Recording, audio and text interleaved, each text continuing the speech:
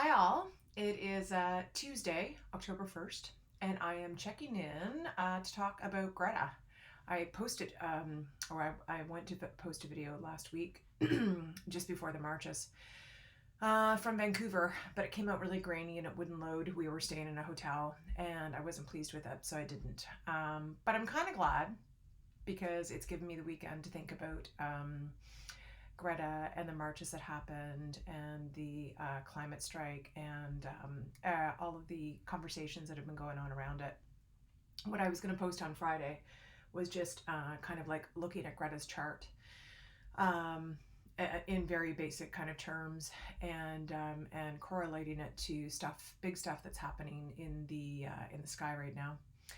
Because I think if you've been following these videos, you know that I've been talking about the fact that Saturn and Pluto are coming closer and closer together in Capricorn, which happens like once every 50 years, roughly, and usually lines up with something major. This is happening in January, and Jupiter's going to join them, and all of this stuff with 2020 and the lead up to it, and then going into that year is it's pretty big. So we astrologers are kind of like just holding our breath and waiting to see what kind of blows up in terms of hierarchies and authoritarian structures in our world, banking, politics, business, that kind of thing. And I love that this is lining up to be a major part of what that narrative will be. And this is all happening in Capricorn. So the really cool thing was I went onto Wikipedia and I found Greta's birth details, but it doesn't tell exactly what time of day she was born. But from it, I could discern most of where her planets were, and not her rising sign and not the exact degree of the moon, but I know which sign it was in because it's right in the middle of it. So yeah, her sun and her moon and her Mercury are all in Capricorn.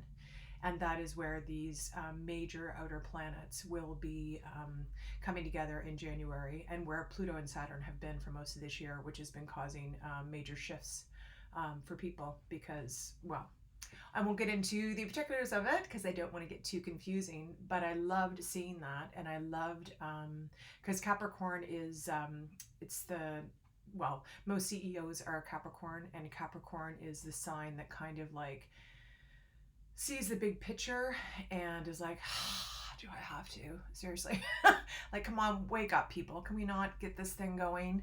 And typically Capricorns kind of start off as older souls, like curmudgeons almost, because they're big responsibility takers and they can kind of see what's not being dealt with properly, and they get very frustrated because they can very clearly see, most Capricorns, what needs to get done, and they can very quickly in their minds triage and organize the way in which a thing should be done most efficiently and effectively.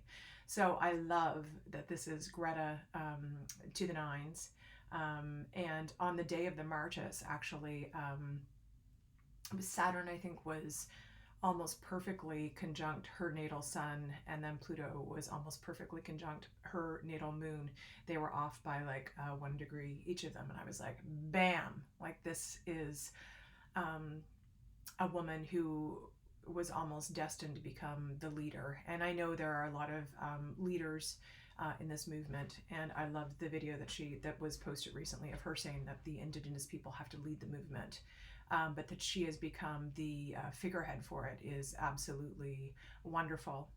And it's very interesting the kind of stuff she is stirring up, especially not to make anything general here, but especially with white older men. Because she doesn't smile and she doesn't wear makeup, and she wears her hair very naturally, and she's very fierce, and she's everything that is terrifying to the patriarchy, which I think is awesome.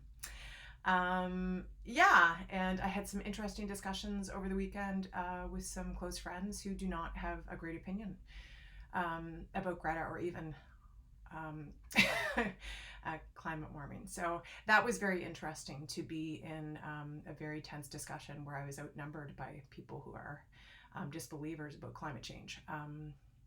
Yeah, So yeah, I posted an earlier posting today about Pluto kind of square Venus, and how you can have clashes of value systems, and how it's really important to be open and try to remain calm. And which I learned I kind of have a hard time with around the Trump stuff. And after watching many videos about it, I've learned how to kind of like keep my dander down a bit and try to figure out what the heck people are talking about. When they're big supporters. Anywho, now I'm losing the point. This is mostly just a video to say I'm super pumped about Greta. I'm super pumped about what's happening and where it's headed. And that's about it, I think. I'm just gonna do in and out on this one. Sorry I missed you guys last week, and I will see you next week. Bye.